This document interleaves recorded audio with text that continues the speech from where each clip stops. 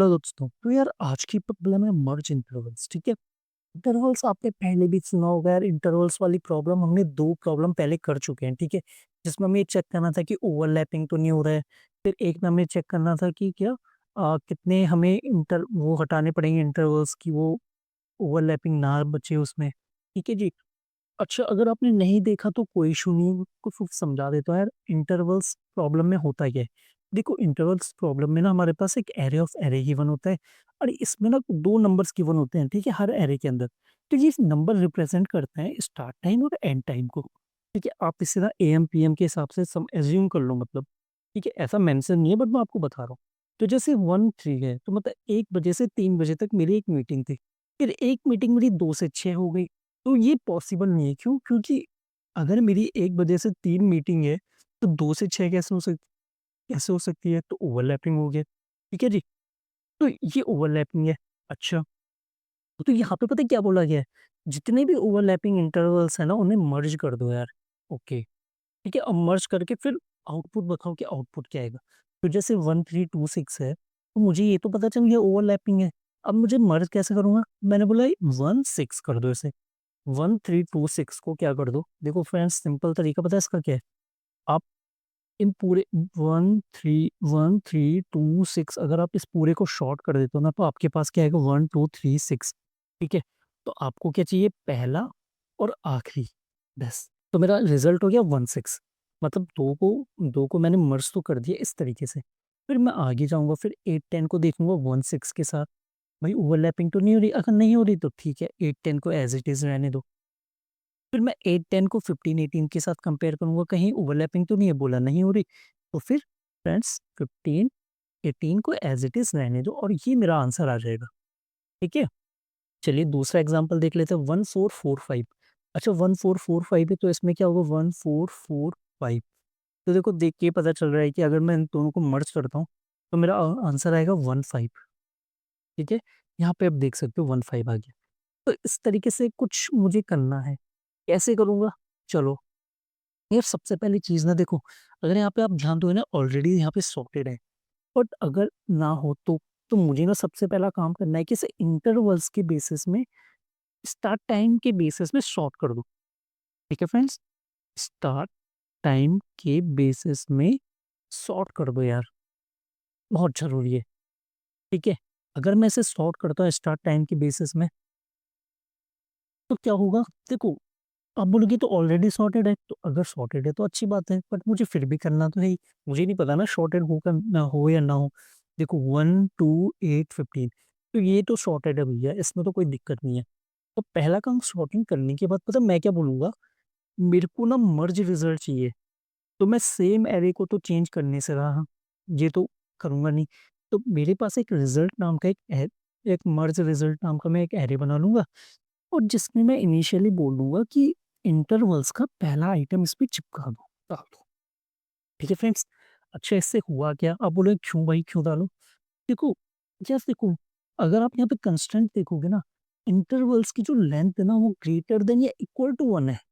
मतलब इंटरवल्स में हमेशा एक आइटम तो होगा ही होगा। तो अगर एक आइटम होगा ही होगा, तो मैं सीधा बेफ़िक्र होके बोल सकता हूँ कि भैया ये तो इसमें डाल ही दो यार। ठीक है? ताकि मैं कंपैरिज़न आगे से स्टार्ट करूँ यार। ठीक है? अब मैं आगे वाले आइटम से कंपैरिज़न स्टार्ट करना शुरू करूँगा ना, मर्ज वाले से, देखो इंटरवल से 2-6, अब मुझे 1-3 के साथ कंपेयर करना है। इस तरीके से, इसलिए मुझे पहले कुछ ना कुछ चाहिए। ठीक है? इसलिए मैंने इसमें डाल दिया।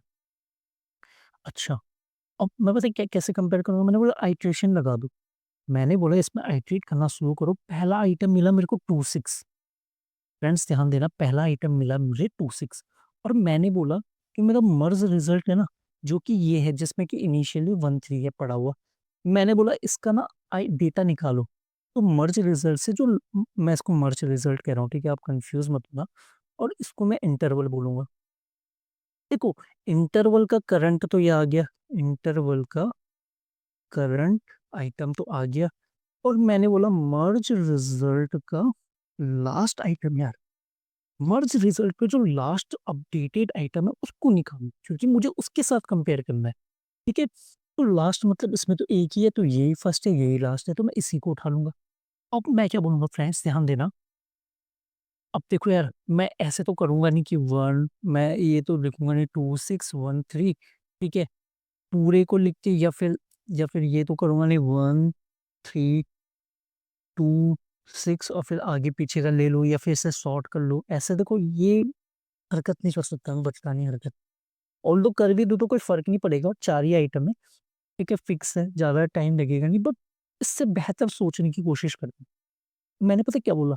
जो करंट आइटम है ना, करंट आइटम जो है, जो कि मेरा ये है, ठीक है? जो कि 2 है। अच्छा, इसको मैं ना नीचे डाल देता हूँ यार, थोड़ा-सा ना ज़्यादा सही लगेगा, ठीक है?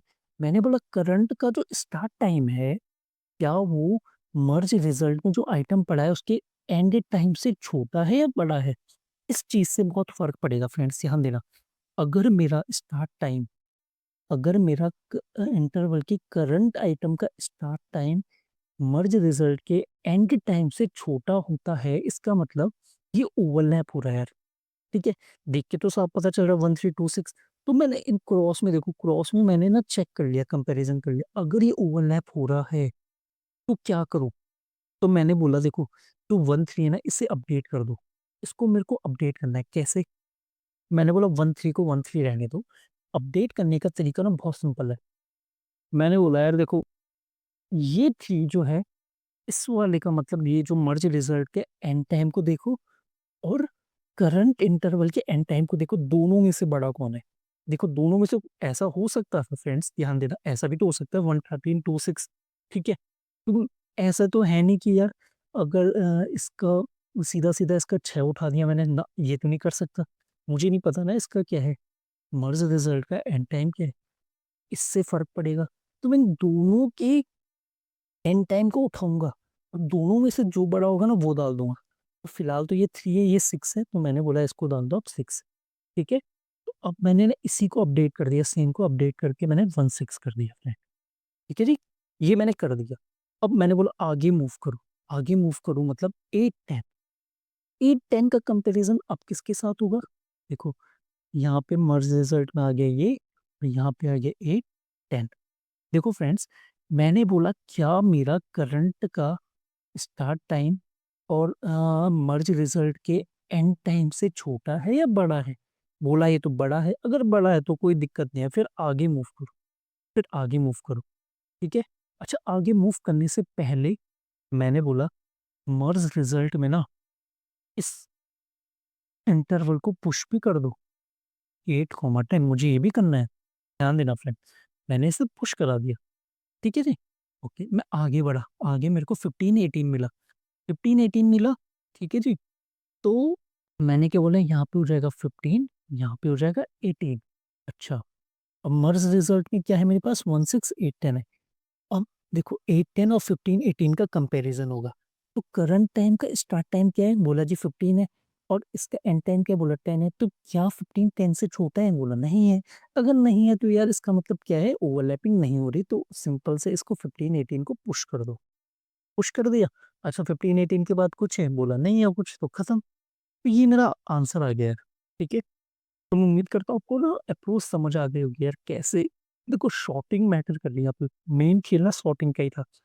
आपको समझना है कि शॉर्टिंग किसके बेसिस में करें, स्टार्ट या एंड टाइम, ठीक है जी?